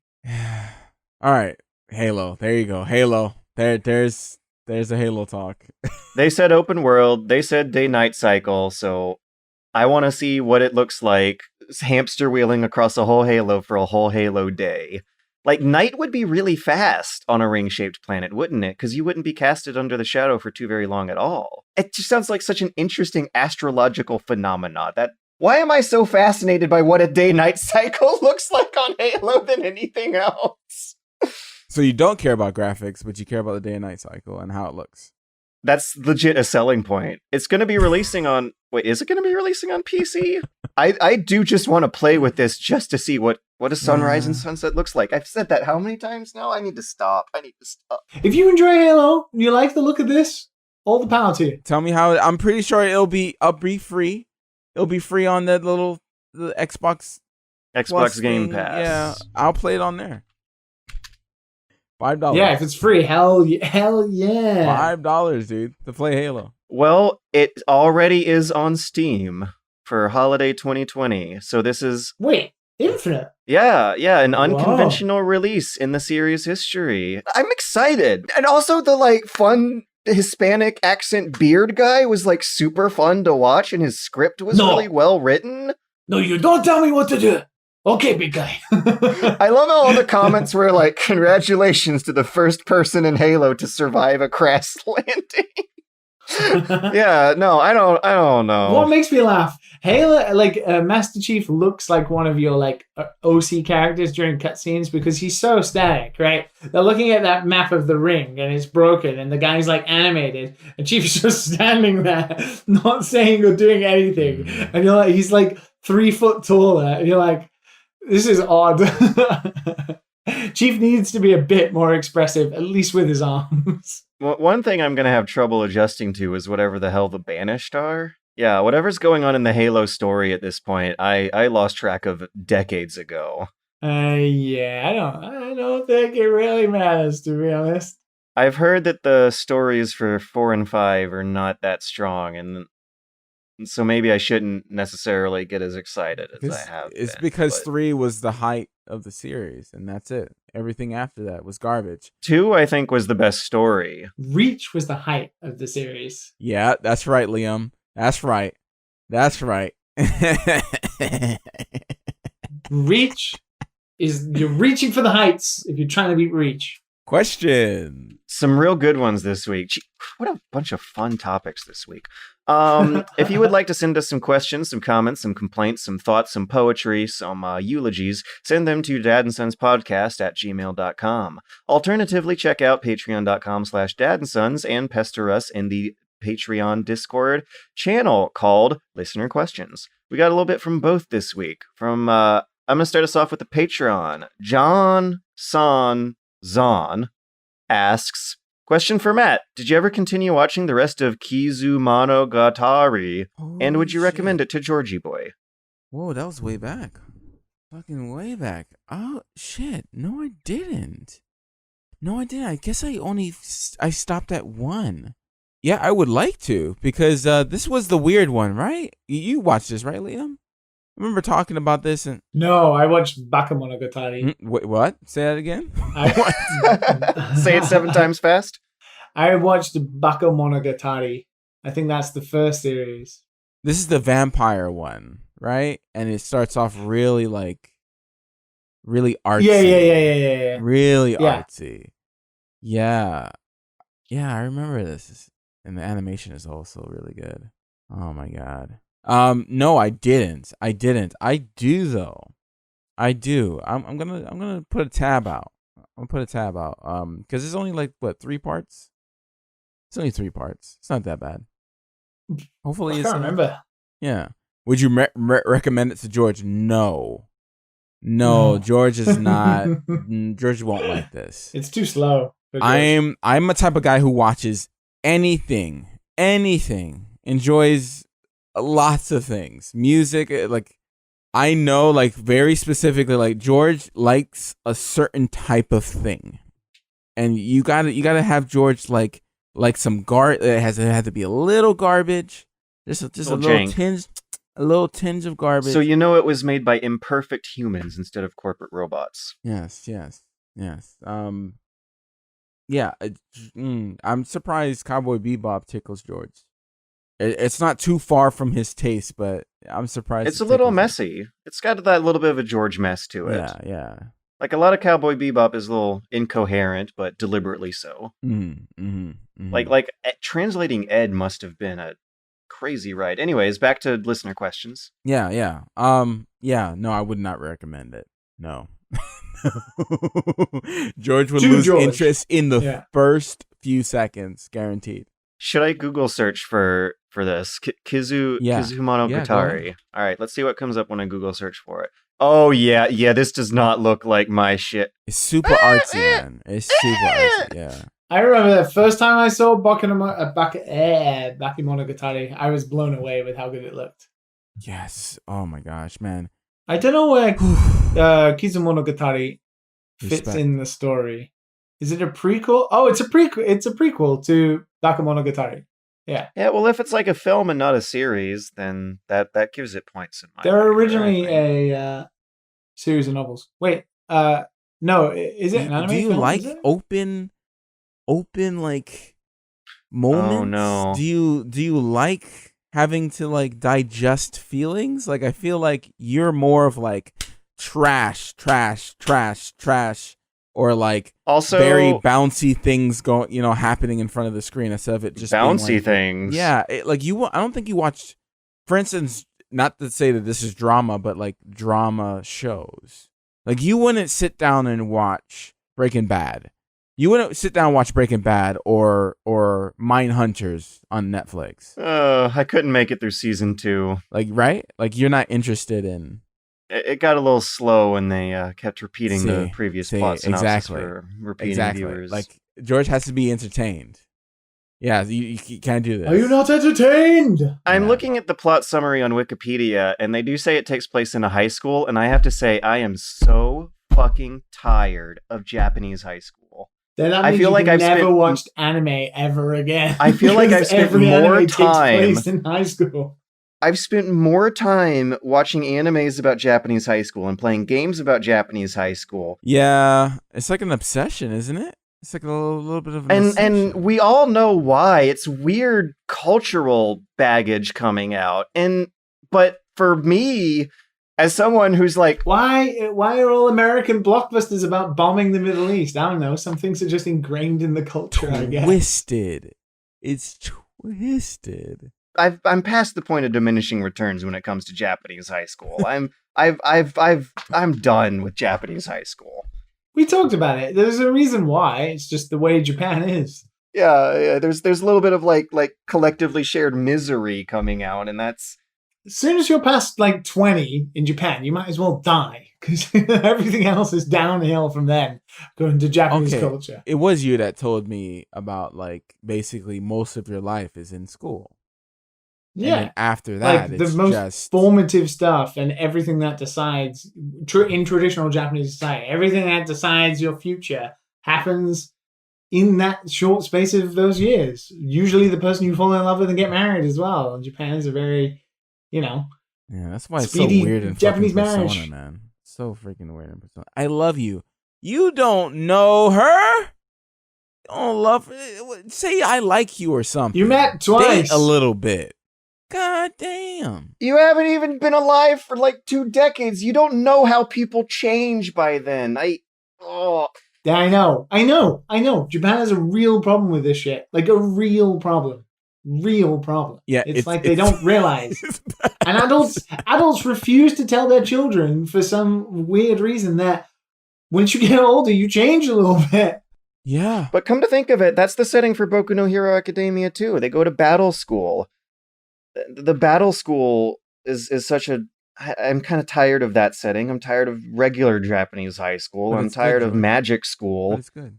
Magic school is George, it's good. overdone. George, it's good. Superhero George. school is brand new.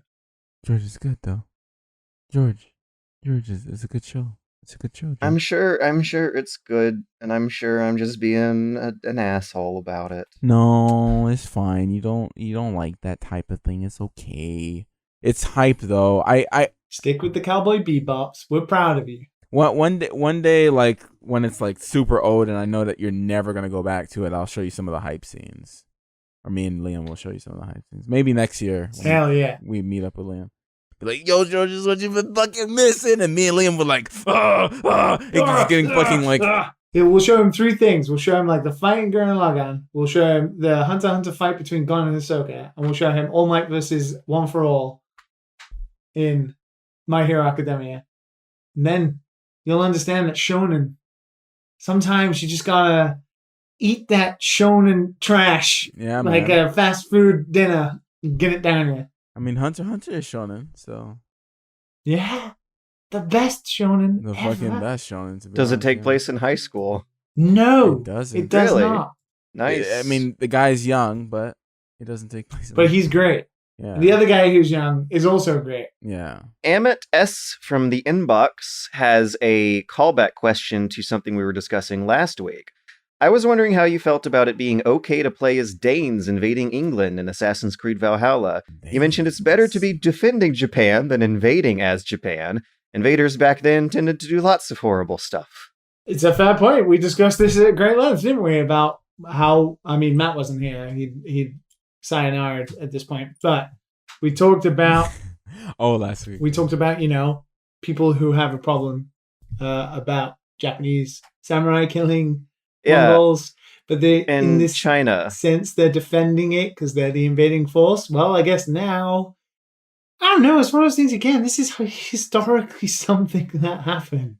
I don't know what to tell you. I feel like I know why it's okay, and I know what to tell you. And As an English person, I don't give a shit. I don't care. The reason why you don't care is because it's been centuries since any English person has had to worry about a Viking invasion. It's been maybe half of 1 century since a good chunk of the world's had to worry about a Japanese invasion. Yeah, but that's not what it's so strange that that's the stance you're taking with it, because It's not. This is why pirates are like a fun character for kids these days. But this is not, because we're talking about half a century when England owned India and Hong Kong and stuff like that. People might say this is justice, and Vikings kicking the shit out of English people is justice for those moments in history. They're both based in fantasy, of course. Ghost of Tsushima overdoes the mythology thing, but doesn't have anything supernatural, for example. But Valhalla has plenty of that shit. But they both have historical pretenses to both of them. You know, in the story that's happening in Ghost of Tsushima, it's about defending Japan from an invasion. Okay, Japan might have done stuff in World War, which is disgusting, and quite rightly so. If the game was about those things... A lot more recently than the Vikings. This is weird, because people are taking bones at Ghost of Tsushima because it's about Japan specifically. Yeah. Whereas, like, England did a lot of fucking dumb shit throughout history. Nobody's saying, hey, this is justice. Get those Danes in to kill those, kill them. I'm probably descended from a Viking. I don't know. Like, what happened? It's entirely strange. Removed from our current world, unlike Japanese nationalism. Like I was talking about how Mongolia is its own nation, right? But there hasn't been a Mongolian horde invading everyone else in centuries. Nowadays, it's like a cute, fun culture that shines light on history and also shows some of the unique differences between groups of human beings as they manifest over the centuries. And there's not as much of an element of worrisomeness to that because the wound is not fresh. But as it became very apparent throughout that week when a lot of people started talking about this in a great length, the reason Chinese people are complaining about it is because they consider Mongolia and people from Mongol to be, part Han Chinese. Whereas, like, people who are Mongolian who reported on this don't give a shit. Like, the reason China are doing it is because it's an easy strawman argument for politically empowered Chinese people who have bones with Japan and also are very supportive of the CCP. It's easy to then be like, well, these guys are us, and this is you're killing us through this. I always wonder when I hear stuff like this, it's like how does like Germany feel when we had like all those games with like Nazi killing and all that? Like, Russia, there's a bunch of war games where the U.S. is like the good guys and everyone else is the shit people, and that's just like, well, the Germans consider themselves entirely different. There's no love for the Nazis in modern day Germany whatsoever. Like, it's a huge. There's monuments to the Holocaust everywhere. There's incredibly strict laws about making sure never ever again. Yeah, but they don't. A lot of times they don't say Nazi. They say Germany or Germans. We're killing the Germans and shit like. So it's the wording. Yeah, it's really strange that only Ghost of Tsushima seems to be this story that people are talking about. When if we're talking about Japanese nationalism in American reflection, every Call of Duty game for the past 15 years has been about the American God-given right to bomb and shoot everybody who is either from the Middle East or is Russian, and are actively doing that in real life. Nobody's complaining. Why? Because a lot of these journalists and a lot of the gaming press are American. Like, there's a shitload of criticism towards that. On all the YouTube video essayists, lefty Twitter, the nationalism behind the Call of Duty series has been very criticized. But like, you don't stop playing Call of Duty Warzone because of this, do you? No. Yeah, it's a commercial force to be reckoned with. Exactly. And people aren't going to stop playing Ghost of Tsushima because of this. Like, I understand that some people might be offended by certain things, but it's like, in terms of like creating games and deciding what to do stuff, if you're going to decide on historical pretenses, like Valhalla, like Ghost of Tsushima, even more on the nail is depicting a realistic war zone like in Call of Duty, and shooting people who are actively getting shot and bombed in real life anyway. That, to me, is a lot more like, we should think about this compared to something that happened 700 years ago for a culture that's not mine, and versus an invading force that were invading the aggressors in this situation. I'm not being Japan-centric here. It's the idea that even with Valhalla, if the idea was you were an Englishman repelling Viking invaders, that wouldn't be any different either, even though Britain, quite rightly, and not quite rightly, quite rightly, it's been pointed out, Britain has done a lot of terrible things throughout history. So it's like, I guess we can do this for everybody and almost every story that comes up. If you dig deep enough, if you're willing to go back 700 years, why not 800, 900, 1,000 years? And, you can think about Egypt. Well, you had a game about Assassin's Creed Egypt. There's a lot of slaves in Egypt. Why is this colonialism? One of the things I really, really love about Assassin's Creed Origin is how many white people you see walking around Egypt with the brown people, and they're wearing togas, and they have temples with columns and whatnot, and it actually shows like this multicultural colonization effort in a more honest way than I was really expecting them to give credit for, and it felt way more real than I was expecting because of that. And that's colonism and invasion that's 1,000 years ago. I think that's the thing, right? We're like drawing the line on some things. For example, if you made a game that was actively about colonizing, not like in a Civ kind of way, but was a open world game where you enacted enslaving. If you were the Mongol invading forces and you were enslaving Japanese people and putting them in cages, and you were the aggressors, understandably, that might be not a good idea. If you are creating a war game about shooting people in the Middle East who are deemed terrorists in modern day, that almost actively is a problematic situation. Because the wound is fresher. Well, it's happening still. And America is as nationalistic as Japan, definitely at this moment in time. It's very strange. I think there are problems if you go a certain way. But if you're making a game about a very well-known culture, like that will speak marketability-wise, samurai, which everybody knows about, and then have a story in which they were defending their homeland, which would make a good Hollywood movie Tom Cruise would star in, then I don't know. It's very strange, I think.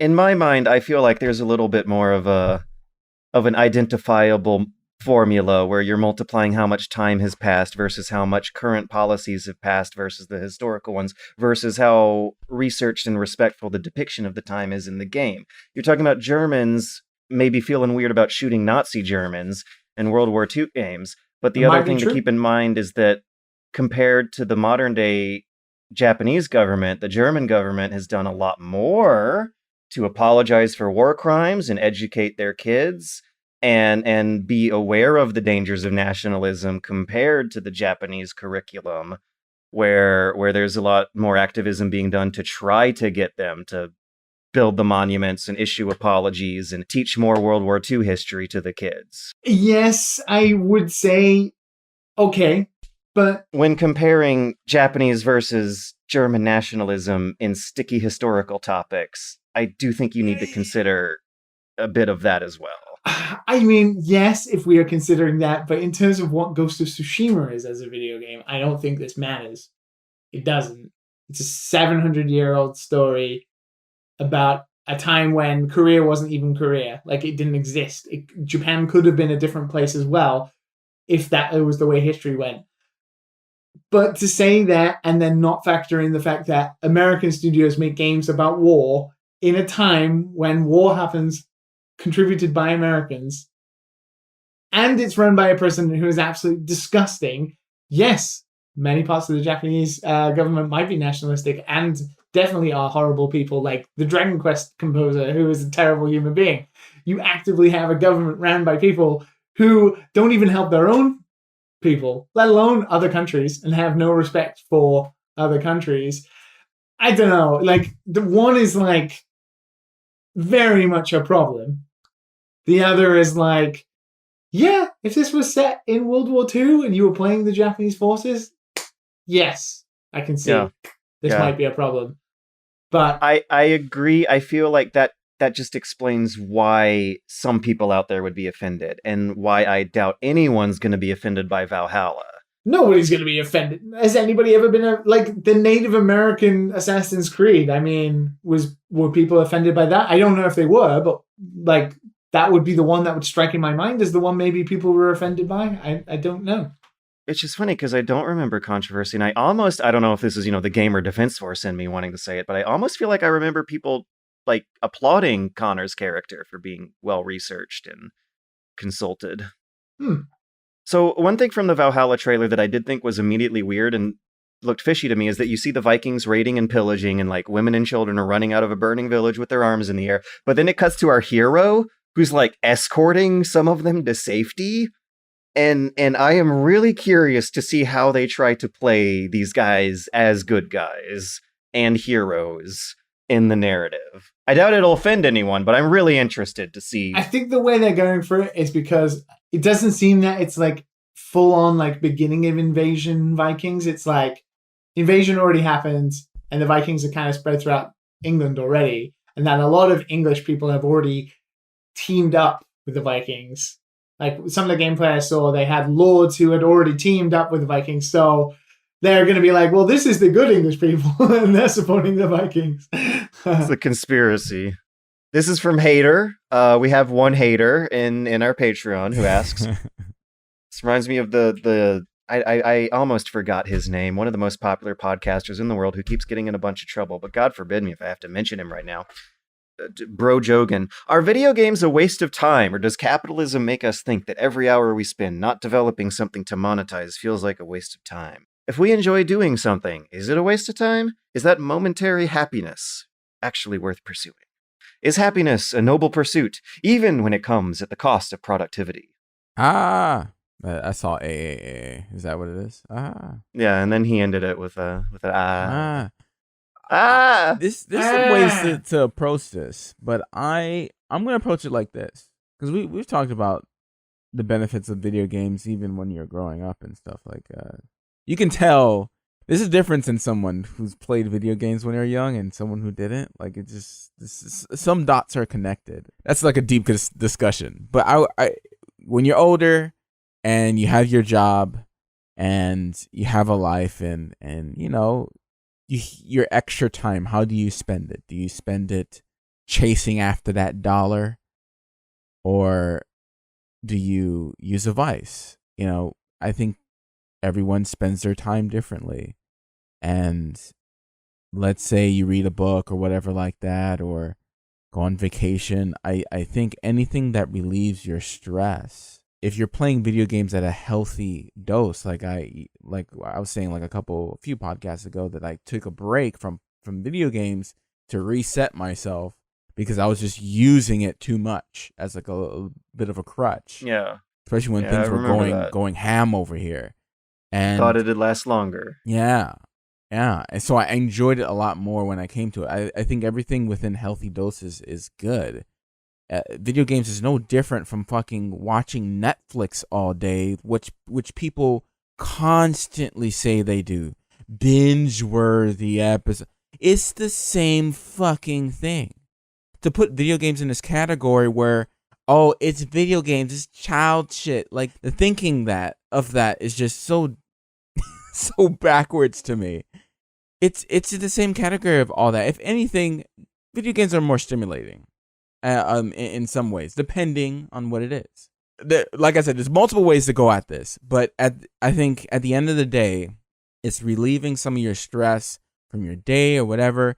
I mean, there's studies out there of relieving stress. Like it's good to take a moment, have a vacation. If you're working constantly, and most Americans do, I don't know how it is over there in Japan. I think I actually do know, you salarymen. Taking a moment to breathe is always good. Go ahead. I I can't add any more to that. Matt is 100% right. Like, everybody who follows me on Twitter will know I thought the Joe Rogan thing was fucking stupid. The guy's got no idea what he's on about. He's got archaic views on video games. He's picking... But he knows the specific audience. He knows that is what will make him tick, and that's what he knows will stand out. It's easy to pick at video games as those bones. Why do you sit around listening to a 2-hour fucking brosef talk about anything? Like you're going to learn stuff. It's so strange. You don't have to follow your hobby and be passionate about your hobby to turn it into monetary value and gain something out of it. A hobby is a hobby for a reason. Video games are your hobby and that's what you like doing. Fucking do it. That you don't have to go out and grind really hard to like make something out of the time you're wasting in video games. You don't. As Matt said entirely, you've got to take a breather from everything else. His point is so stupid. It's not a waste of time. That's how you relax. What are you going to do? If you don't like watching Netflix, if you don't like playing sports, what are you going to do? You could watch TV. It's the same thing. Like, I don't know like how somebody gets this thinking. There is nothing wrong. Go outside for a hike, whatever it is. Yeah, hike is more acceptable. Oh, you go on hikes? Ooh. Like, it's just, like... Oh, you do jujitsu? Cool, dude. That's great for you. Not into it. Fair enough. I would like to cite literally any study that comes to the conclusion that happy people are productive people. Yes.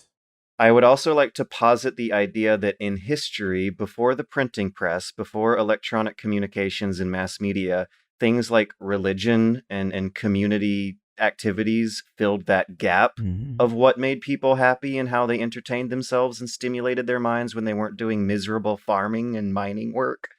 Every generation in history will have some kind of big time sink that they'll put their free time into to give their lives meaning, keep them from committing suicide, and giving them an excuse to enjoy existence rather than grind away make other people money with existence.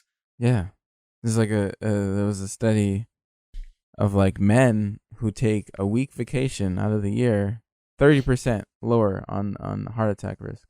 That's ridiculous. I also think it's a little silly that Bro Jogan himself kind of presents the man-child dude bro sort of character that you see appealing to a lot of people in the video game industry media as well. Like it's a lot of the same thrills of hearing something spicy about a topic you're really fascinated in. And the subjective enjoyment of that gives life meaning and purpose beyond making the rich man more money. It sucks because he doesn't have a bad show. Like I don't know. I wouldn't. I've never listened to it. I wouldn't know. I've watched. I haven't watched full episodes, but I've watched a few things, and maybe I watched a couple like Elon Musk and a couple like scientists and stuff. Like it's interesting talks, But it sucks to hear. It's like, oh, video games are a waste of time, whatever. And then he has some other fucking white dude on. Yeah, you're right. The big criticism is when he has actual people who skid the line with neo-Nazism on there and then does not challenge them. Yeah. Like on top of having them in the first place, then not challenging them once they're there. And then he's also done some really dangerous coronavirus conspiracy theories claims lately. Yeah, masks are for pussies. It's the quote. Oh my gosh. We're all gonna die. And I believe in that episode he did have someone who was challenging him. Someone who is also like an MMA fighter. That's the other aspect to it that gives grand irony to Bro Jogan's comments, is that in the game he plays and the game he made his career out of, if you die in that game, you do die in real life. Like, that actually is violence. Getting good at that game does require you to learn how to be violent. Where are the studies on that, I wonder? I wonder what mental health and physical health and, family relationships are like among the MMA community of fighters. What are the demographic statistics on their healthcare looking like, I wonder? And if that's better or worse than game development and video game players. Maybe one day we'll get away from the whole video games are bad and for children. We or whatever. are. We are. You hear less and less of it every year, to be Yeah. honest. The more and People more making the older money. generation dies off and the more the 80s kids grow up, you hear less of it every year. Yeah, If you enjoy playing video games, don't let anybody stop you. exactly. You guys have been playing The Hunt together, having a great time. We played Jackbox with lovely Discord members the other day. We had a great time. Made my day. Like, Be healthy though. oh, Be healthy. yeah.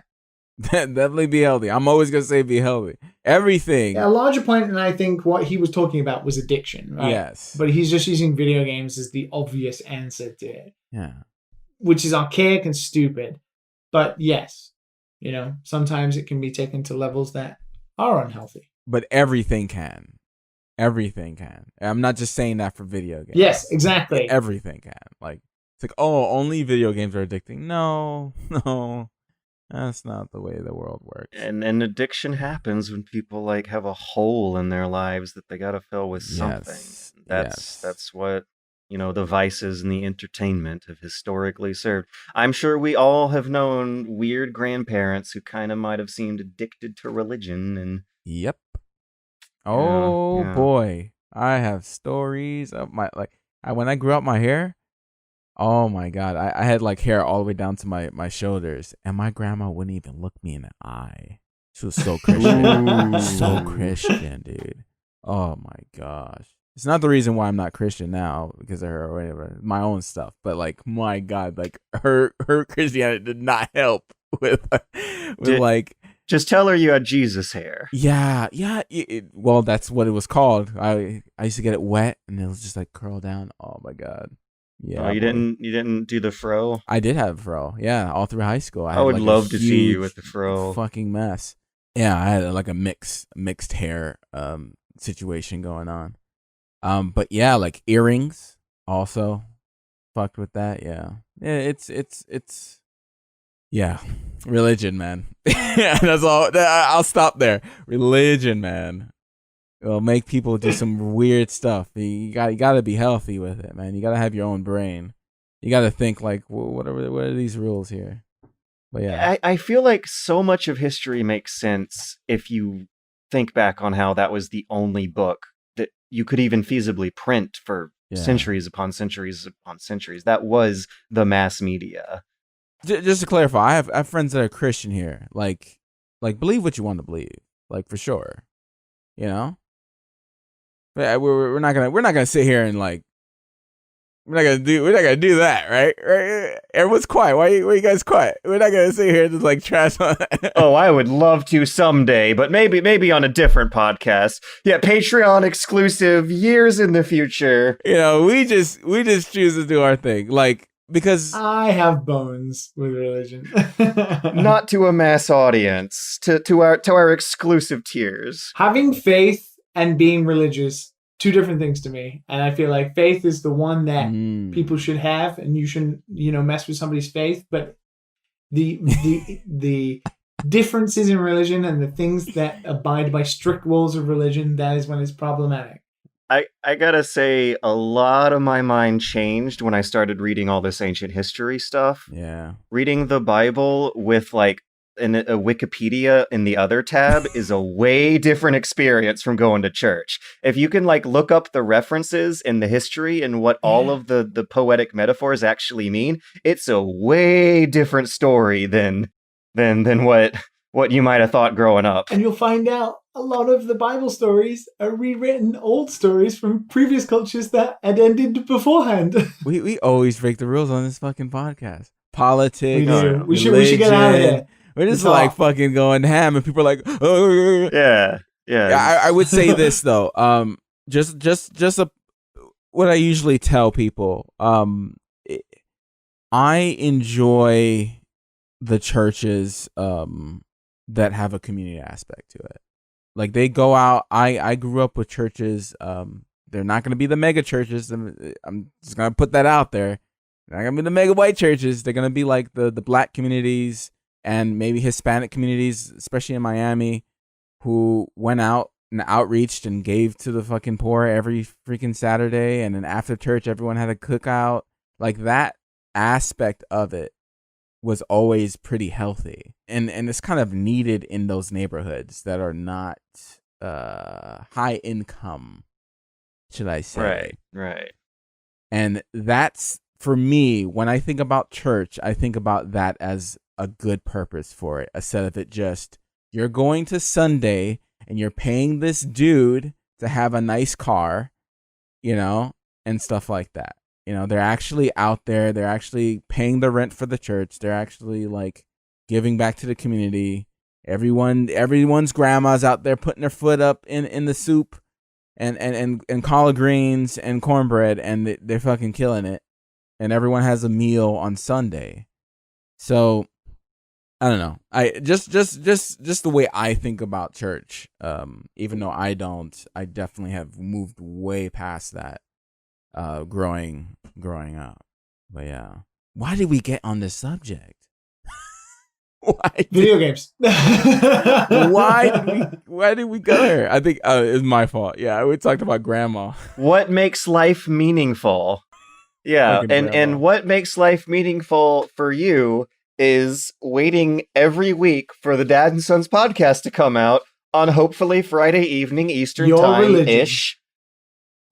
If you would like to send us any questions, mail them off to dadandsonspodcast@gmail.com.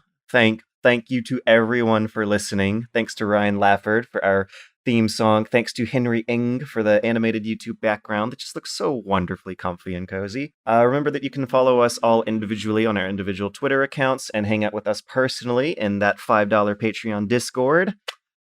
Until then, until your life is given meaning once again during next week's Dadcast. The only podcast you should take advice from.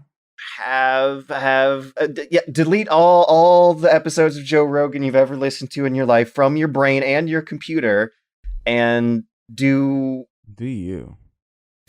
like 160 hours of work. Stay on the clock all the time until the next episode comes out. Because video games and this are the only thing that give life meaning, right?